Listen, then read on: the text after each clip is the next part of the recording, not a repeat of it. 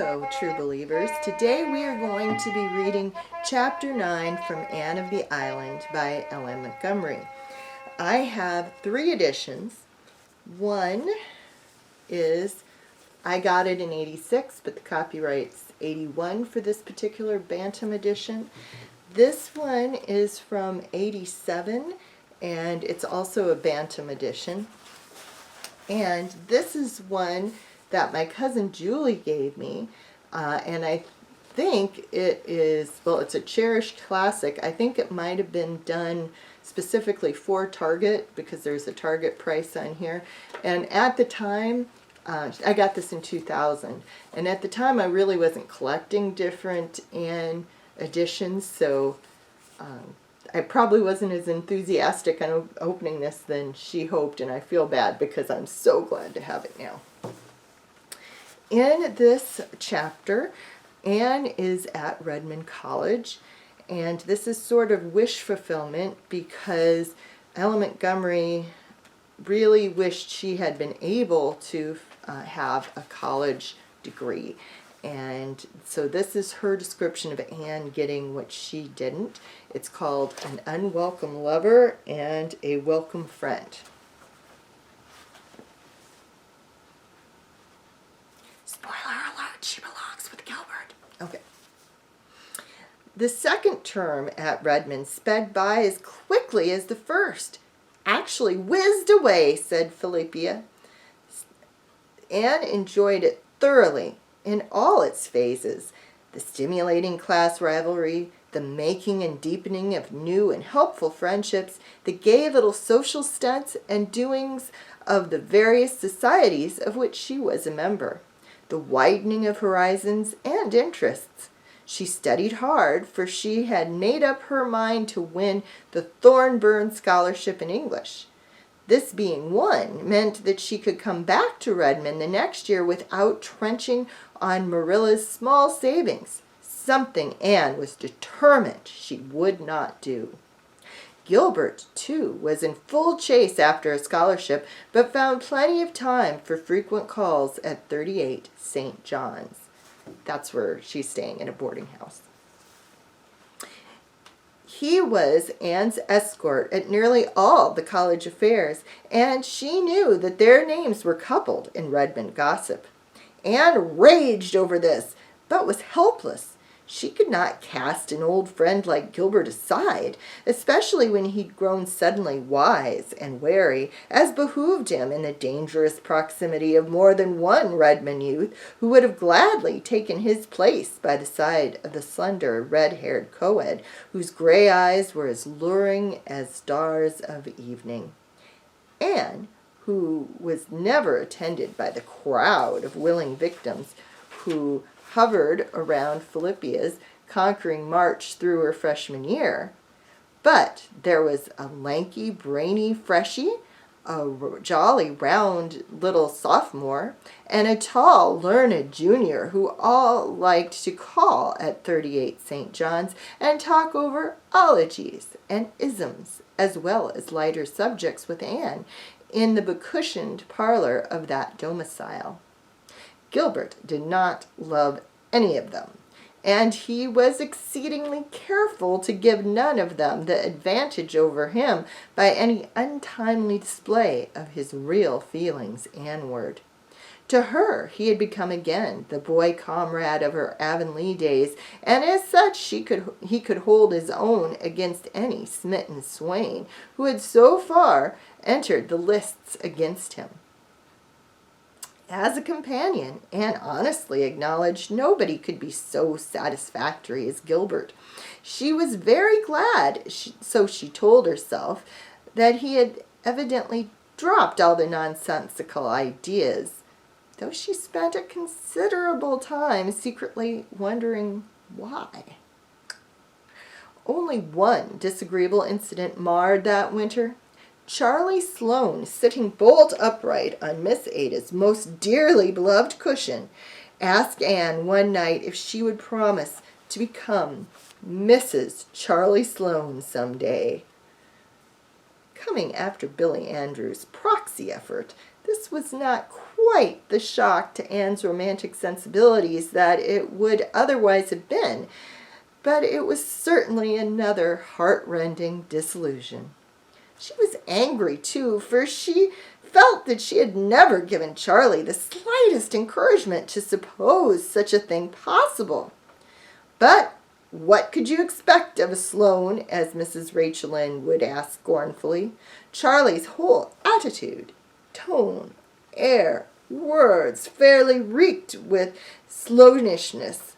He was conferring a great honor, no doubt whatever about that.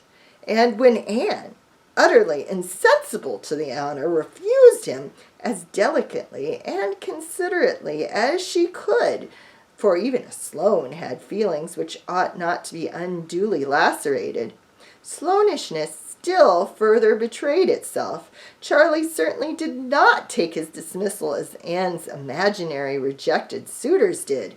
Instead, he became angry and showed it. He said 2 or 3 quite nasty things. Anne's temper flashed up mutinously, and she retorted with a cutting little speech whose keenness pierced even Charlie's protective Sloanishness and reached the quick. He caught up his hat and flung himself out of the house with a very red face. Anne rushed upstairs, falling twice over Miss Ada's cushions on the way, and threw herself on her bed in tears of humiliation and rage. Had she actually stooped to quarrel with a Sloane?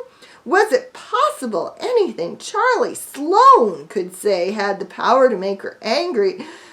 Oh, this was degradation indeed, worse even than being a rival of Nettie Blewett. I wish I'd never see that horrible creature again, she sobbed vindictively into her pillows.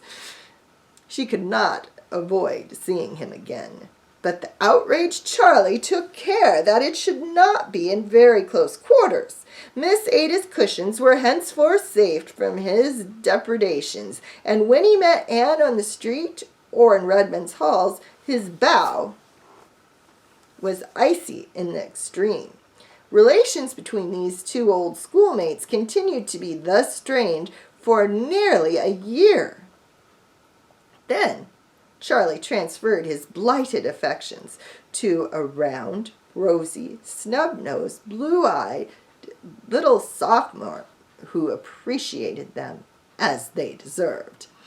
Whereupon he forgave Anne and condescended to be civil to her again, in a patronizing manner intended to show her just what she had lost. One day Anne scurried into Priscilla's room. "Read that," she cried, tossing Priscilla a letter. "It's from Stella, and she's coming to Redmond next year. And what do you think of her idea? I think it's a perfectly splendid one, if only we can carry it out. Do you suppose we can, Pris?" "I'll be better able to tell you when I find out what it is," said Priscilla, casting aside a Greek lexicon and taking up Stella's letter. Stella Maynard had been one of their chums at Queen's Academy and had been teaching school ever since. "But I'm going to give it up, Anne dear," she wrote, "and go to college next year. As I took the 3rd year at Queen's, I can enter the sophomore year. I'm tired of teaching in a back country school. Someday I'm going to write a treatise on the trials of a country school marm. It will be a harrowing bit of realism. It seems to be a prevailing impression that we live in clover and have nothing to do but draw our quarter's salary. My treatise shall tell the truth about us. Why, if a week should pass without someone telling me that I am doing easy work for big pay, I would conclude that I might as well order my ascension robe immediately and to onct. Well, you get your money easy, some ratepayer will tell me condescendingly. All you have to do is sit there and hear lessons. I used to argue the matter at first, but I'm wiser now. Facts are stubborn things, but, as someone has wisely said, not half so stubborn as fallacies. So I only smile loftily now in eloquent silence. Why, I have 9 grades in my school. And I have to teach a little of everything, from investigating the interiors of earthworms to the study of the solar system. My youngest pupil is 4. His mother sends him to school to get him out of the way, and my oldest 20. It suddenly struck him that it would be easier to go to school and get an education than follow the plow any longer. In the wild effort to cram all sorts of research into 6 hours a day, I don't wonder if the children feel like the little boy who is taken to see the biograph. I have to look for what's coming next before I know what went last, he complained. I feel like that myself. And the letters I get, Anne. Tommy's mother writes me that Tommy is not coming on in arithmetic as fast as she would like. He is only in simple reductions yet, and Johnny Johnson is in fractions, and Johnny isn't half as smart as her Tommy, and she can't understand it. And Susie's father wants to know why Susie can't write a letter without misspelling half the words, and Dick's aunt wants me to change his seat because that bad brown boy he is sitting with is teaching him to say naughty words. As to the financial part, but I'll not begin with that. Those whom the gods wish to destroy, they first make schoolmarms. There, I feel better after that growl. After all, I've enjoyed these past 2 years. But I'm coming to Redmond, and now, Anne, I've a little plan. You know how I loathe boarding. I've boarded for 4 years, and I'm so tired of it. I don't feel like enduring 3 years more of it. Now, why can't you and Priscilla and I club together, rent a little house somewhere in Kingsport, and board ourselves? It would be cheaper than any other way. Of course, we would have a housekeeper, and I have one ready on the spot. You've heard me speak of Aunt Jamesina? She's the sweetest aunt that ever lived, in spite of her name. She can't help that. She was called Jamesina because her father, whose name was James, was drowned at sea a month before she was born. I always call her Aunt Jimsy. Well, her only daughter has recently married and gone to the foreign mission field. Aunt Jamesina is left alone in a great big house, and she is horribly lonesome. She will come to Kingsport and keep house for us if we want her, and I know you'll both love her. The more I think of this plan, the more I like it. We could have such good independent times. Now, if you and Priscilla agree to it, wouldn't it be a good idea for you, who are on the spot, to look around and see if you can find a suitable house this spring? That would be better than leaving it until fall. If you could get a furnished one, so much the better. If not, we can scare up a few sticks of furniture between us and old family friends with attics. Anyhow, decide as soon as you can and write me so that Aunt Jamesina will know what plans to make for next year. I think it's a good plan, said Priscilla. So do I, sighed Anne delightedly. Of course, we have a nice boarding house here, but when all's said and done, a boarding house isn't home. So let's go house hunting at once before exams come on. I'm afraid it will be hard enough to get a really suitable house, warned Priscilla. Don't expect too much, Anne. Nice houses in nice localities will probably be way beyond our means. We'll likely have to content ourselves with a shabby little place on some street, whereon live people whom to know is to be unknown, and make life inside compensate for the outside. Accordingly, they went house hunting. But to find just what they wanted proved even harder than Priscilla had feared. Houses there were galore, furnished and unfurnished, but one was too big, another too small, this one too expensive, that one too far from Redmond. Exams were on and over, the last week of the term came, and still their house o' dreams, as Anne called it, remained a castle in the air. "We shall have to give up and wait till fall, I suppose," said Priscilla wearily, as they rambled through the park on one of April's darling days of breeze and blue, when the harbor was creaming and shimmering beneath the pearl-hued mists floating above it. "We may find some shack to shelter us then, and if not, boarding houses we shall have always with us. I'm not going to worry about it right now anyway, and spoil this lovely afternoon," said Anne, gazing around her with delight. The fresh chill air was faintly charged with the aroma of pine balsam, and the sky above was crystal clear and blue in an inverted cup of blessing. "Spring is singing in my blood today, and the lure of April is abroad in the air. I'm seeing visions and dreaming dreams, Pris. That's because the wind is from the west. I do love the west wind. It sings of hope and gladness, doesn't it? When the east wind blows, I always think of sorrowful rain on the eaves and waves on a gray shore. When I get old, I shall have rheumatism when the wind is east." "And isn't it jolly when you discard furs and winter garments for the first time and sally forth like this in spring attire?" laughed Priscilla. "Don't you feel as if you'd been made over new?"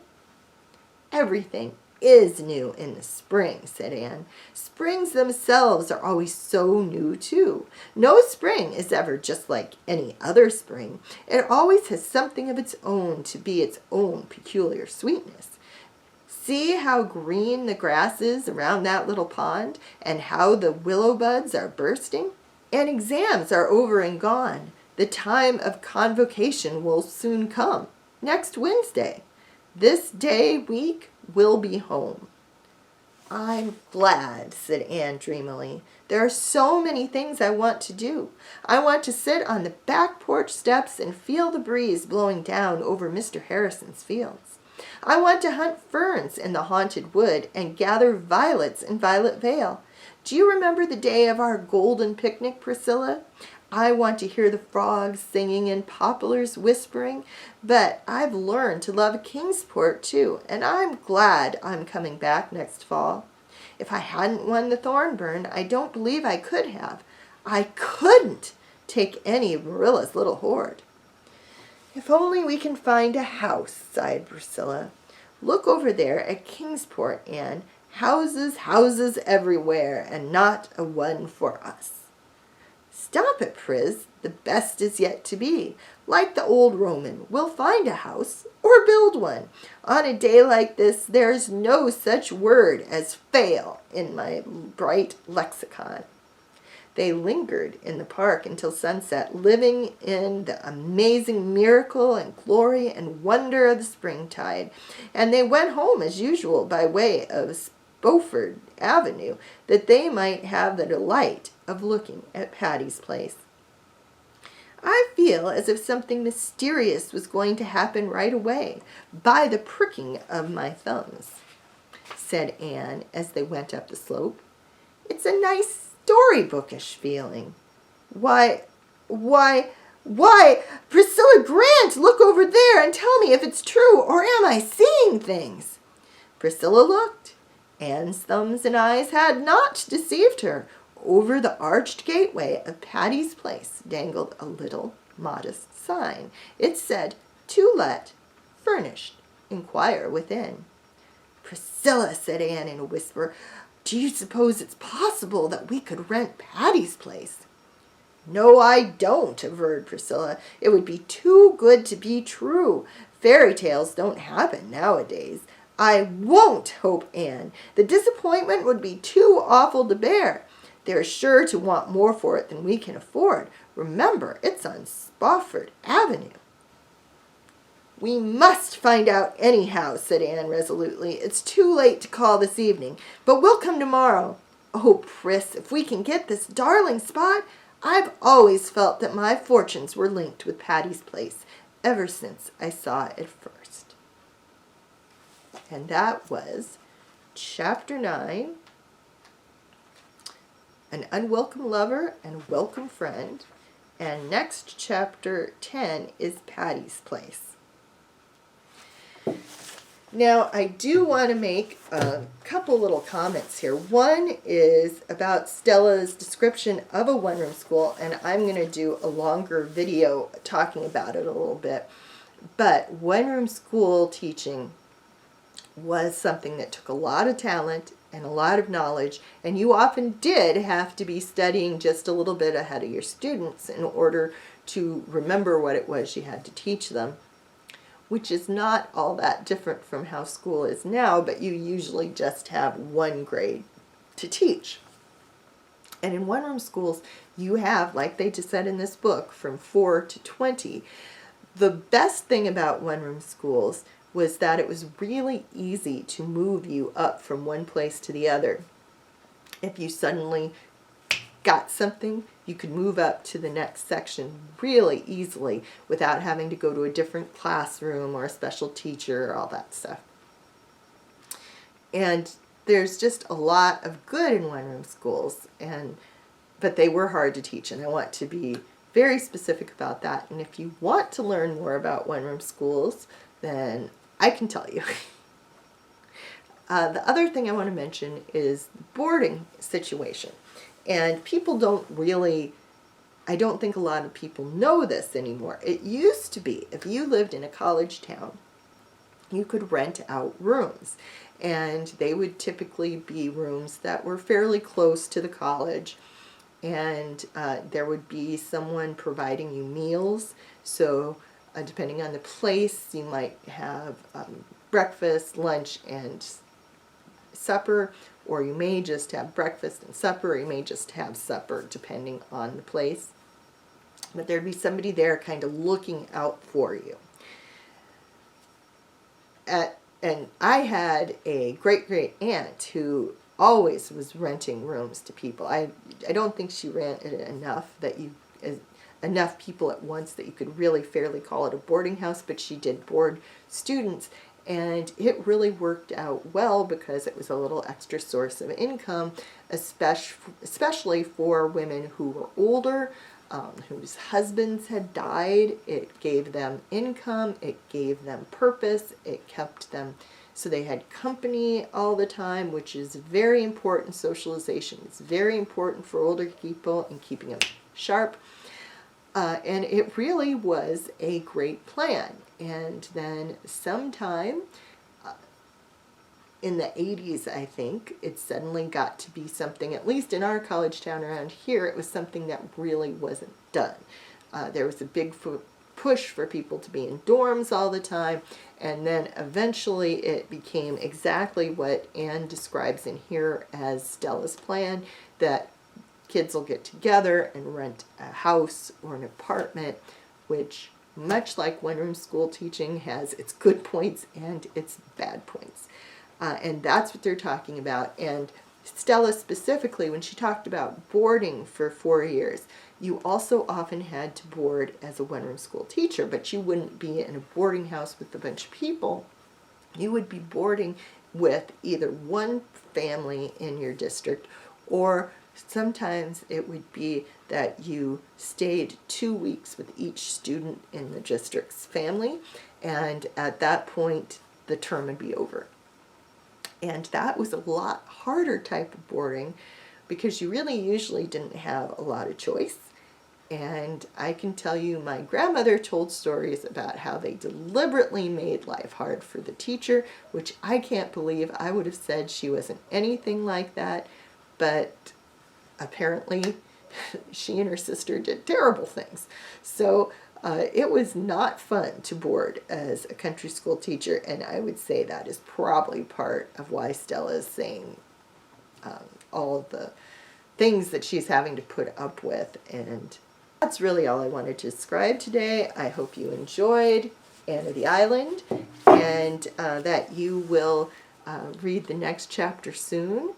And I won't say anything about Gilbert and Anne, but that Gilbert Blythe is one of my top imaginary boyfriends, and if Anne doesn't want him, I think I know quite a few people who would. And speaking of Anne and Gilbert, I realized after I finished reading that I did actually have a fourth copy of the book, and it's a hardcover combination of Anne of the Island and Tales of Avonlea, which is why I didn't notice it on the shelf. And this is a picture of the TV version of Anne and Gilbert